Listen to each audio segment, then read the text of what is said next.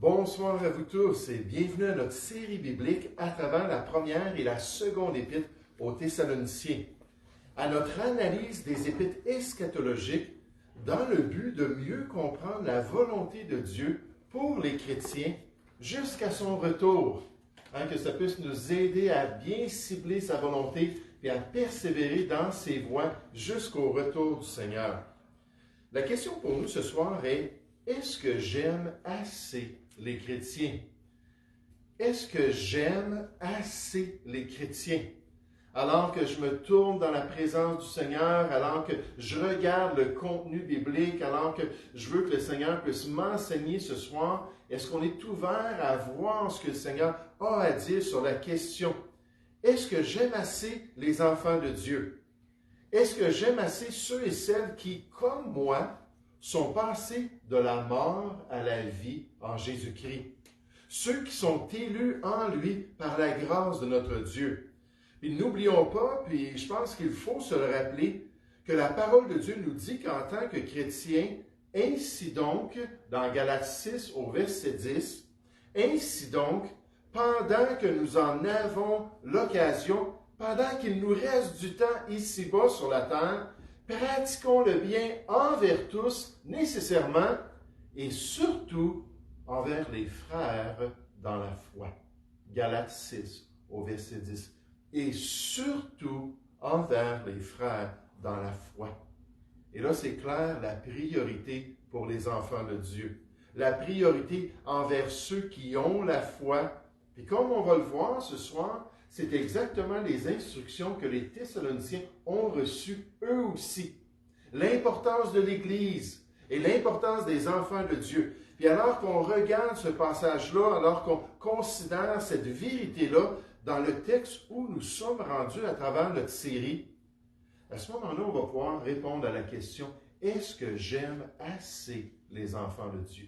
Donc, cherchons ce soir la première épître aux Thessaloniciens au chapitre 4. La première épître aux Thessaloniciens au chapitre 4. À partir du verset 9, on est rendu au verset 9 dans notre étude systématique, verset par verset, de ces deux belles épîtres. 1 Thessaloniciens chapitre 4 au verset 9.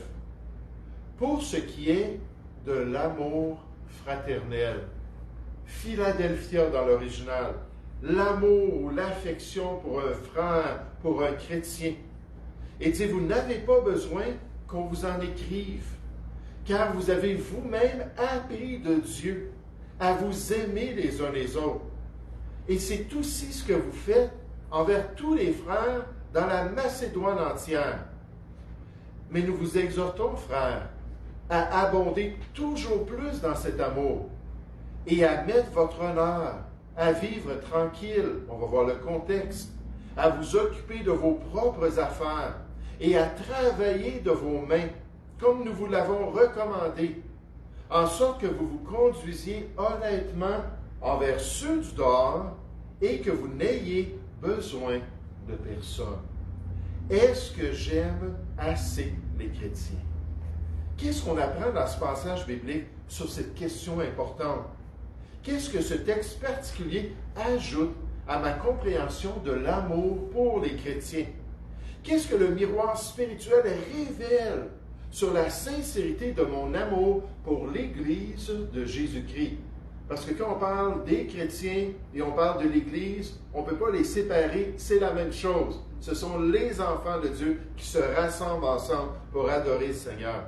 Ce soir, j'aimerais qu'on puisse remarquer que Dieu veut lui-même nous enseigner à aimer ses enfants. Dieu veut lui-même nous enseigner.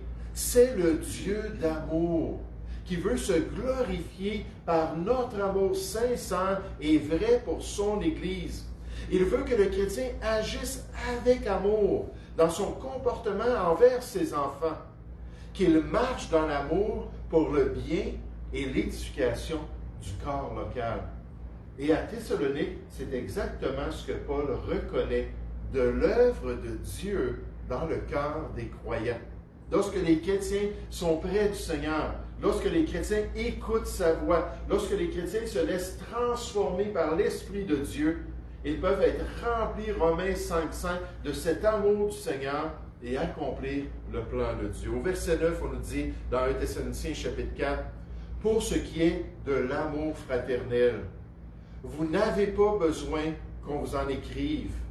Ce n'est pas nécessaire pour nous de vous enseigner sur la question. Ce n'est pas nécessaire de vous exhorter à pratiquer cet amour-là. Dieu a déjà agi dans vos vies. Il dit car vous avez vous-même appris de Dieu. Vous avez vous-même appris du Seigneur à vous aimer les uns les autres.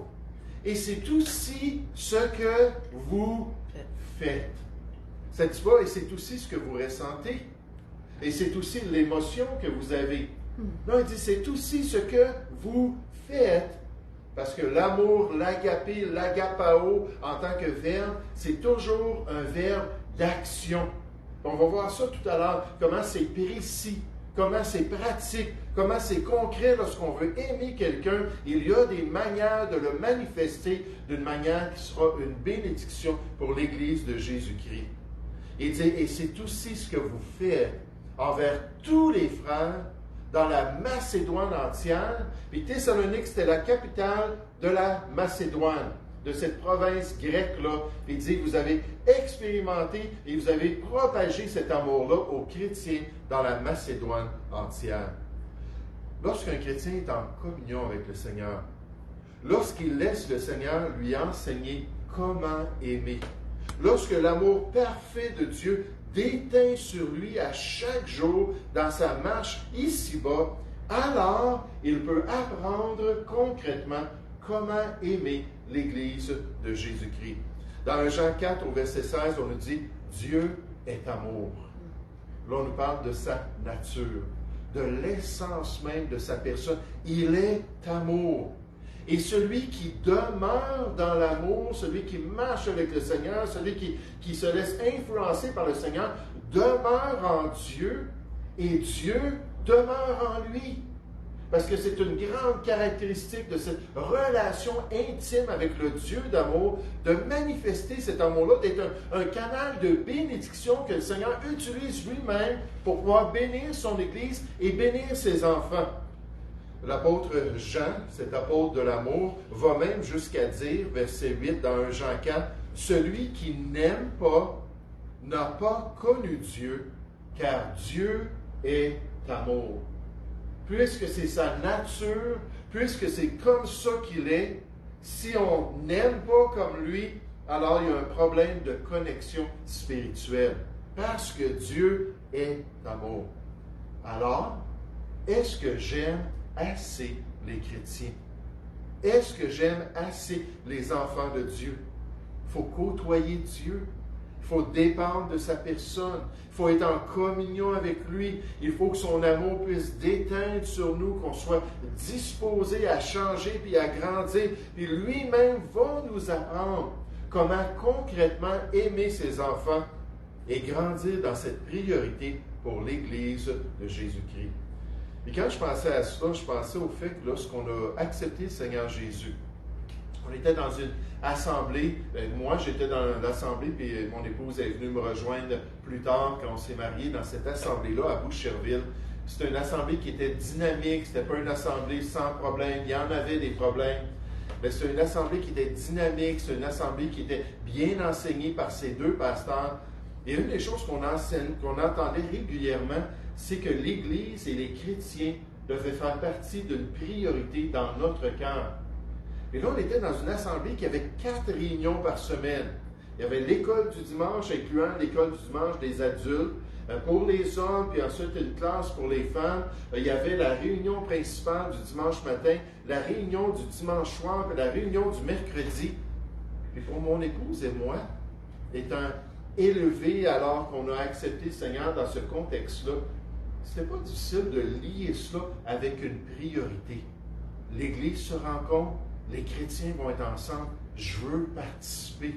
Je veux être là. Je veux pouvoir être une bénédiction pour les enfants de Dieu. Je veux prendre les dons que j'ai reçus dans 1 Pierre 4 au verset 11, je pense, ça dit cela, puis les mettre au service des autres, puis pouvoir être utilisé par le Seigneur pour être une grande bénédiction. Et je sais qu'aujourd'hui, ce n'est plus le cas.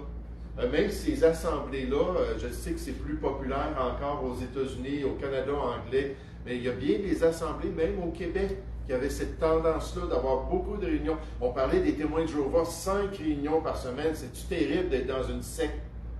Et là, on regardait ça, ben nous, c'est 4 réunions par semaine.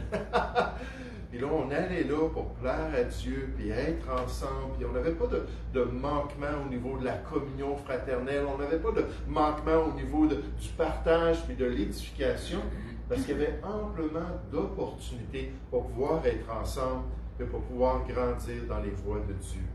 Mais cette question-là, est-ce que j'aime assez les croyants? Je pense que si on écoute la voix de Dieu, si on laisse l'Esprit d'amour, l'Esprit Saint travailler dans notre cœur, le Seigneur va nous enseigner lui-même à comment aimer encore plus les enfants de Dieu. Mais j'aimerais qu'on puisse considérer ce passage-là ici et voir comment c'est pas assez d'aimer les chrétiens. Il faut beaucoup aimer les chrétiens. On voit une progression dans notre passage de notre amour, une progression au niveau de ce qu'on est prêt à faire pour les enfants de Dieu. Comment est-ce qu'on est prêt à se rendre, Galates 5,13, par amour, serviteurs les uns des autres. Puis comment on est prêt à prendre de notre temps et de notre vie pour être une bénédiction pour les autres. Ça, c'est comme dans tous les aspects de notre service pour Dieu. Il faut travailler de progrès en progrès, incluant dans notre amour pour les chrétiens. Il faut agir de mieux en mieux pour la gloire du Dieu d'amour. Il faut marcher d'un même pas de croissance et de maturation dans notre charité mutuelle pour pouvoir suivre le Seigneur et lui être de plus en plus agréable. Remarquez cette Église remarquable, comment ils reçoivent ce défi. Verset 9, « Pour ce qui est de l'amour fraternel, vous n'avez pas besoin qu'on vous en écrive, car vous avez vous-même appris de Dieu à vous aimer les uns les autres. Et c'est aussi ce que vous faites, gloire à Dieu, dans la Macédoine entière.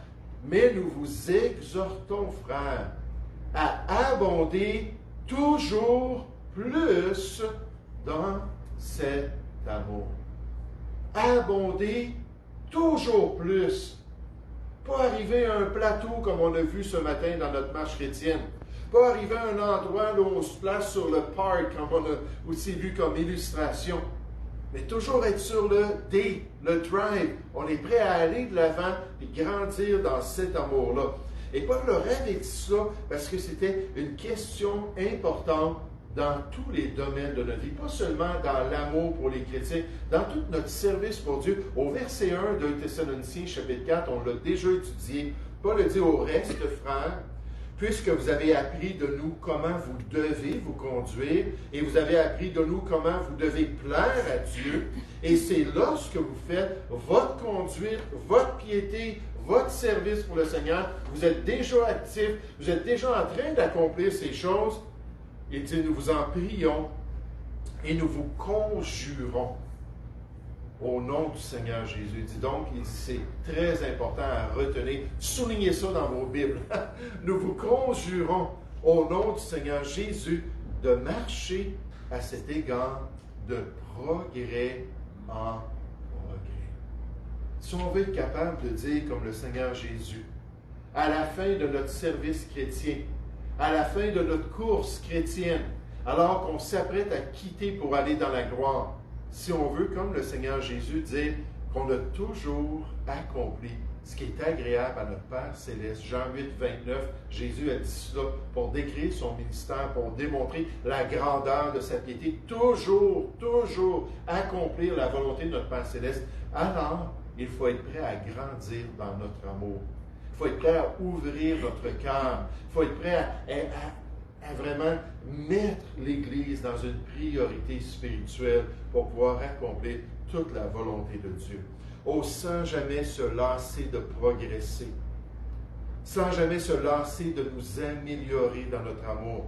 Sans jamais arrêter de changer par la grâce de Dieu dans cette sanctification-là, de progrès en progrès, de mieux en mieux, toujours plus loin pour le Seigneur, et par la grâce de Dieu et pour la gloire du Seigneur, être prêt à aimer l'Église d'une manière qui va honorer le Seigneur. Et vous savez, ce qui est intéressant, c'est qu'à Thessalonique, ils ont entendu ce message. À Thessalonique, ils se sont vus dans le miroir spirituel et ils ont permis au Seigneur de continuer à les faire progresser dans leur amour. Cherchez la deuxième épître aux Thessaloniciens. Donc Paul dit, c'est ça déjà, Dieu vous a enseigné, Dieu vous l'a montré, vous pratiquez cet amour-là.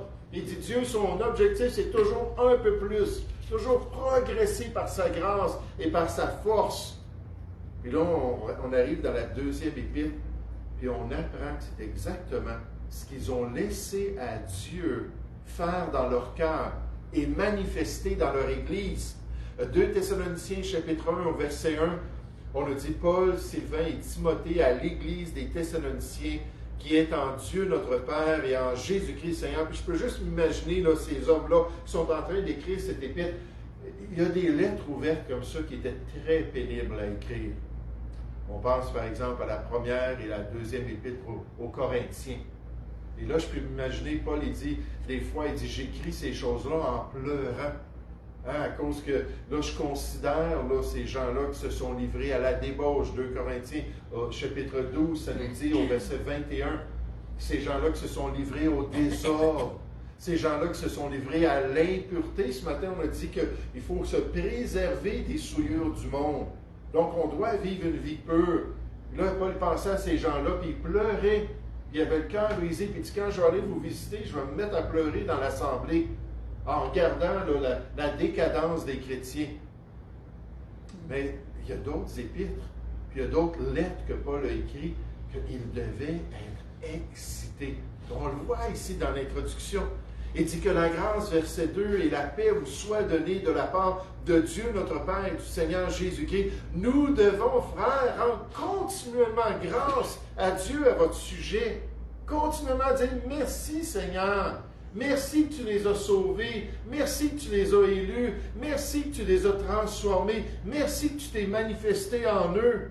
Mais rendre continuellement grâce à Dieu à votre sujet, comme cela est juste, parce que votre foi fait de grands progrès. Et ça, c'était une autre exhortation de la première épître, qu'ils devaient grandir dans leur foi, alors qu'ils étaient persécutés, alors qu'ils étaient pourchassés, alors qu'ils vivaient toutes ces violences-là contre la vie chrétienne et contre l'Évangile de Jésus-Christ. Et les choses, lorsqu'on les vit, vont soit nous fortifier dans les voies de Dieu ou nous détourner des voies de Dieu. Là, Paul dit, votre foi fait de grands progrès. Vous avez encore plus de hardiesse, encore plus de confiance. Le mot foi, ça parle d'assurance, de certitude, alors qu'on se confie dans le Seigneur. Puis remarquez, deuxièmement, et que l'amour de chacun de vous tous, à l'égard des autres, augmente de plus en plus. Toujours plus d'amour pour les chrétiens. Toujours plus en train de progresser dans l'ouverture de mon cœur, dans ce désir-là de servir les autres, dans ce désir-là d'être disponible pour les enfants de Dieu, pour pouvoir honorer le Seigneur. Et lorsque les chrétiens sont d'accord de suivre le Seigneur et sont d'accord de progresser dans ses voies, il n'y a pas de limite à ce que Dieu peut développer dans notre vie. Parce que c'est l'image parfaite de Jésus-Christ qui est visée par le Seigneur. Oh, le progrès, nous dit le pasteur Jared Wilson. Dieu cherche le progrès chez l'enfant de Dieu, non pas la perfection. Le progrès est toutefois impossible sans sa direction. Que Dieu lui-même soit ta boussole. Permets que tes agissements dans tes relations soient toujours dirigés par l'Esprit de Dieu, la parole de Dieu et par le Seigneur lui-même, pour que tu sois en mesure de toujours progresser dans ses voies et d'accomplir toute sa volonté. Et c'est ça que Dieu veut. Laisse-le te transformer, laisse-le agir, laisse-le développer ton amour pour être en mesure de glorifier le Seigneur. Est-ce que j'aime assez les chrétiens? Il faut laisser Dieu nous enseigner. Il faut toujours être prêt à changer. Il faut toujours être prêt à progresser dans ce développement-là de notre agapé. Il faut toujours être prêt à connaître de plus en plus cet amour-là qui vient de Dieu dans notre marche de tous les jours. Et pour les Thessaloniciens, ils avaient entendu l'exhortation, ils avaient compris le défi et ils avaient cherché la grâce de Dieu pour que leur amour progresse de plus en plus. Et vous savez, alors qu'on regarde ce beau passage, il y a une chose qui ressort à la fin de notre texte, on va aller le voir dans 1 Thessaloniciens chapitre 4. C'est qu'en tant que chrétien, il faut réaliser que l'amour aux yeux de Dieu, c'est quelque chose de pratique.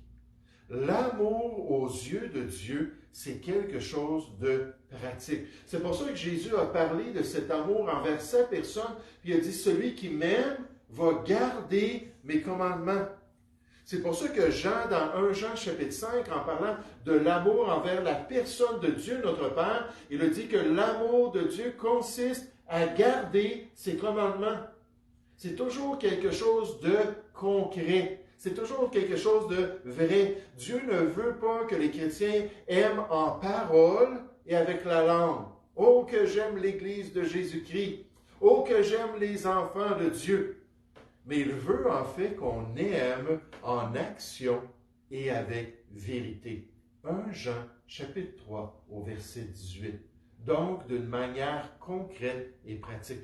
Pour être agréable à notre Père céleste, pour qu'on puisse bien pratiquer cet amour envers les frères, c'est nécessaire de voir les besoins pratiques et les contextes dans lesquels on peut aimer. Puis nécessairement de dépendre de la grâce de Dieu, puis de saisir sa direction dans notre vie. Et pour les Thessaloniciens, comme on va le voir maintenant, le problème, c'est qu'il y avait des gens qui n'étaient pas responsables.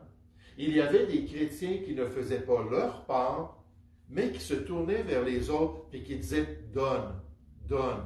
Dans le livre des Proverbes, on nous parle de cette sangsue-là qui veut toujours du sang.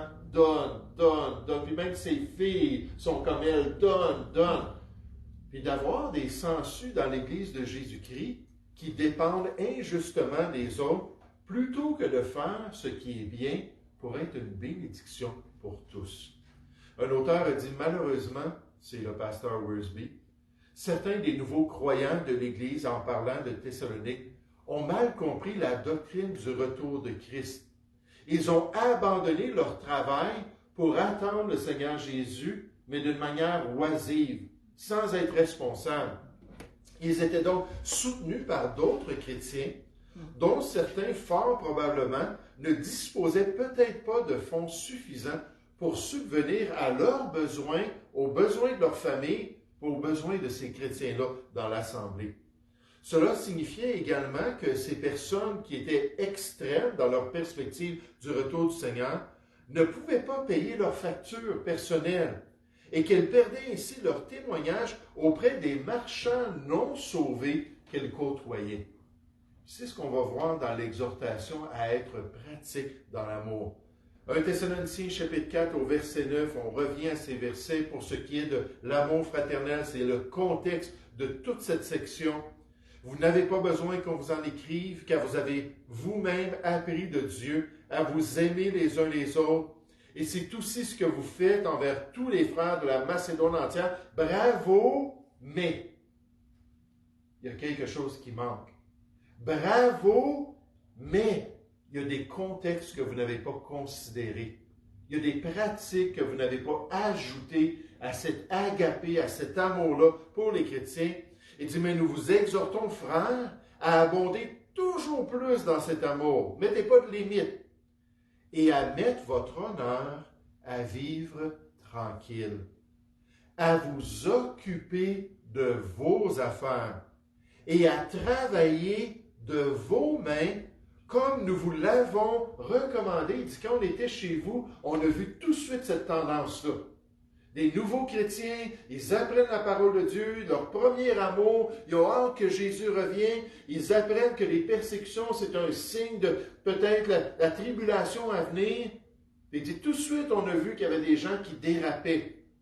Il y avait des gens qui s'éloignaient du plan de Dieu, puis je me souviens dans les grosses périodes comme 1925, puis je pense 1917, les témoins de Jéhovah, 1975, il y a toutes sortes de périodes où on a dit la fin du monde arrive, le royaume de Dieu va être manifesté sur la terre. Puis là, les témoins de Jéhovah disaient au revoir. Ils quittaient. Ils quittaient. Je me souviens d'un homme qui travaillait dans une banque américaine, puis qui disait à tous les clients qui arrivaient, sortez votre argent, Jésus s'en vient. Arrêtez là, de laisser votre argent, utilisez-le parce que vous n'aurez plus d'occasion.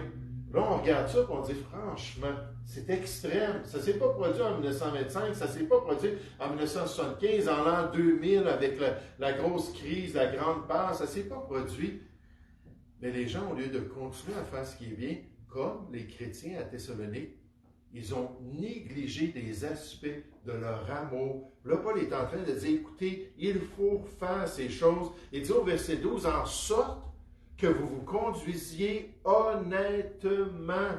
C'est pas honnête de ne pas être responsable. Ce n'est pas honnête de ne pas s'occuper de nos affaires, de ne pas travailler quand on a la capacité de le faire. Mais il dit que vous conduisiez honnêtement envers ceux du dehors. Donc, peut-être, c'était ça le contexte. Il y avait des inconvertis qui voyaient les extravagances des chrétiens.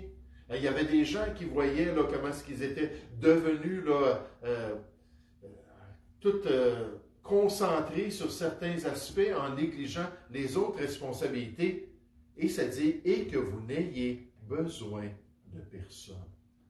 Ça, c'est un amour qui était pratique. Ça, c'est un amour qui était sincère à Thessalonique. Ça, c'était une marche chrétienne que le chrétien pouvait faire devant Dieu pour plaire au Seigneur. Et c'était une pratique que le Seigneur s'attendait d'eux. Mais malheureusement, malgré que leur amour a progressé, malgré qu'il y a eu des belles transformations à Thessalonique, il y a encore des gens qui n'ont pas appris la leçon, qui ne se sont pas regardés sincèrement dans le miroir et qui n'ont pas aimé pratiquement comme ils auraient dû le faire. Cherchez la deuxième épître aux Thessaloniciens. Ce n'est pas la première fois dans cette série qu'on fait cette corrélation-là avec ce qui s'est passé dans la deuxième épître et avec les instructions de la première épître et d'un des grands problèmes qu'on voit dans cette assemblée avec l'irresponsabilité, avec des gens qui n'ont pas suivi les règles, qui n'ont pas accompli la volonté de Dieu. Et nécessairement, si on aime le Seigneur, on va garder ses commandements et en retour, on va aimer correctement les enfants de Dieu. La deuxième épître aux Thessaloniciens, au verset 6, le chapitre 3, pardon, c'est important de savoir le chapitre. 2 Thessaloniciens 3, au verset 6, on nous dit, nous vous recommandons, frères, au nom de notre Seigneur Jésus-Christ, de vous éloigner de tout frère. Puis quand on parle de cela, quand on parle de cesser d'être en relation avec certaines personnes, on voit dans 1 Corinthiens 5, on nous dit ne mangez même pas avec cette personne. C'est répété ici, puis on doit couper les liens pour le bien de cette personne-là, alors que Dieu travaille dans le cœur de la personne. Il y a des chrétiens qui n'acceptent pas du tout cela, qui disent non, la Bible ne dit pas cela. Je suis désolé, les Thessaloniciens, c'était exactement ce qu'ils devaient faire. Nous vous recommandons, frères, au nom de notre Seigneur Jésus-Christ, sur son autorité, de vous éloigner de tout frère qui vit dans le désordre, d'une manière qui est déshonorante au Seigneur, qui ne fait pas partie de la vie du disciple de Christ. Et non selon les instructions que vous avez reçues de nous. Quand ils étaient présents, il leur avait dit, ensuite dans la première épître, il avait répété, il faut travailler de nos mains, il faut être honnête. Il dit, vous savez vous-même comment il faut nous imiter, car nous n'avons pas vécu parmi vous dans le désordre, même l'exemple de l'apôtre Paul et de ses associés dans le ministère. Nous n'avons mangé gratuitement le pain de personne, mais dans le travail et dans la peine, nous avons été nuit et jour à l'œuvre, c'est presque continuel, pour n'être à la charge d'aucun de vous. Ce n'est pas que nous n'en ayons le droit du ministère, mais nous avons voulu vous donner en nous-mêmes un modèle à imiter. Car lorsque nous étions chez vous, nous vous disions expressément, spécifiquement, on a ciblé cette question, si quelqu'un ne veut pas travailler, qu'il ne mange pas non plus. Allez pas encourager la rébellion. Allez pas encourager la désobéissance. Quelqu'un qui refuse de faire sa part. 1 Timothée chapitre 5, ces veuves, ces femmes qui étaient oisives, qui se promenaient de maison en maison pour dépendre des chrétiens, puis qui disaient des choses et elles étaient dans la chair, puis elles utilisaient leur langue pour partager des choses qui ne devaient pas se partager dans l'Église à Éphèse. Et c'était cette même réalité-là ici. Ils ne sont pas en train d'accomplir la volonté de Dieu. Ne les aidez pas, ne les encouragez pas, qu'ils ne mangent pas non plus. Nous apprenons, verset 11, cependant, qu'il y en a parmi vous quelques-uns qui vivent dans le désordre, qui ne travaillent pas, mais qui s'occupent de futilité. Et ça, c'est tellement facile. Plutôt qu'être responsable, on va s'occuper de toutes sortes d'autres choses.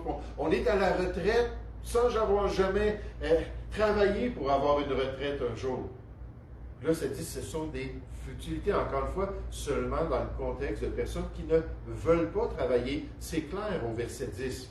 Verset 12, nous invitons ces gens-là, encore une fois, et nous les exhortons par le Seigneur Jésus-Christ à manger leur propre pain et non pas le pain des autres, en travaillant paisiblement. C'est ça, aimer pratiquement. On considère les autres, puis on voit comment est-ce qu'on ne veut pas être un fardeau pour les autres, puis on veut être une bénédiction pour autrui. Je veux juste penser dans Éphésiens chapitre 4, c'est-à-dire à celui qui vole, qu'il cesse de voler, puis au contraire qu'il travaille pour avoir quelque chose à donner à son prochain. Je pense que c'est le verset 25 qui dit cela. C'est exactement cela. On change notre perspective. Au lieu d'être moi, au lieu d'être égoïste, on devient altruiste.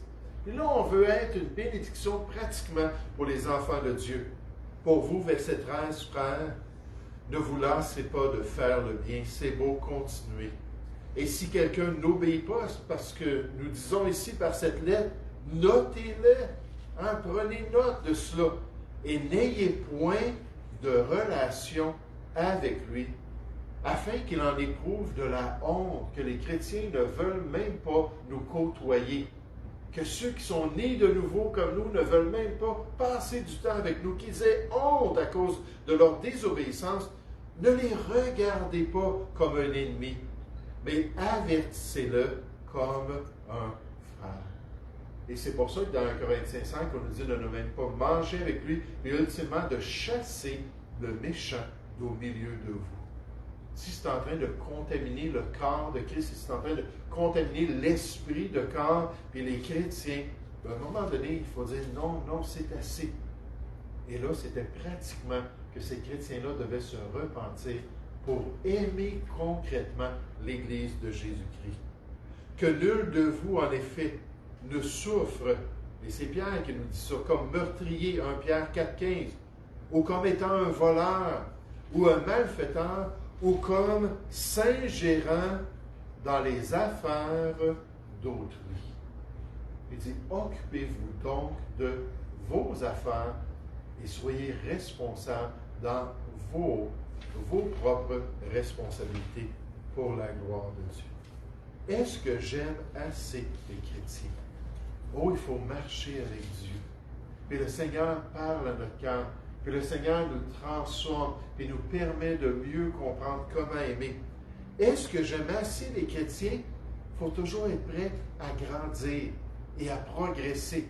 Comme Paul disait dans 2 Corinthiens chapitre 10, il dit, nous, on a ouvert nos cœurs pour vous servir. Pouvez-vous juste ouvrir vos cœurs, vous aussi, envers nous? Puis tous ensemble, on grandit, puis on progresse, puis on devient de meilleurs serviteurs pour l'Église de Jésus-Christ. Est-ce que j'aime assez les chrétiens? Il faut regarder les besoins concrets des enfants de Dieu. Puis s'assurer de faire notre part pour être une bénédiction pour les enfants de Dieu. Oh, mon pasteur disait toujours, je veux être un canal de bénédiction. Un canal que Jésus-Christ lui-même va utiliser, alors que je demeure branché sur la selle spirituelle, que sa sève puisse produire ces fruits-là dans ma vie pour que je puisse être un encouragement et un soutien pour les enfants de Dieu. Nous allons prier ensemble. Oui, Père Céleste, on veut te louer, on veut te remercier pour ce beau passage des Écritures. C'est là où nous sommes rendus dans notre série. Et c'est ce sujet de cet amour fraternel, de cette amitié entre chrétiens, de cette confrérie dans l'Église de Jésus-Christ. Un sujet tellement important, mais un sujet, Seigneur, que toi-même, tu veux nous enseigner, que toi-même, tu veux nous montrer et que tu veux nous perfectionner dans tes voies.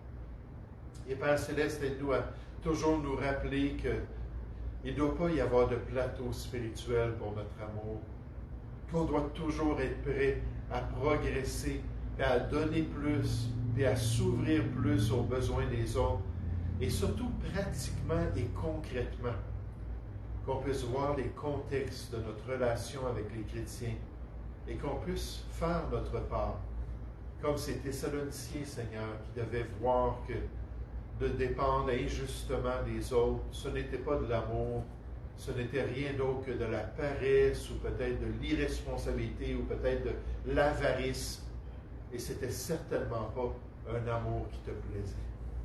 Merci que les Thessaloniciens ont entendu ces instructions. Merci qu'ils ont été encore confrontés par les problèmes et les faiblesses de leur relation les uns envers les autres. Et merci, Seigneur, que toi, tu continues à nous transformer. Ô Père, bénis le bon berger, puis aide-nous à grandir dans cet amour, puis aide-nous à progresser dans notre communion fraternelle d'une manière qui te plaît. Nous te prions au nom du Seigneur Jésus.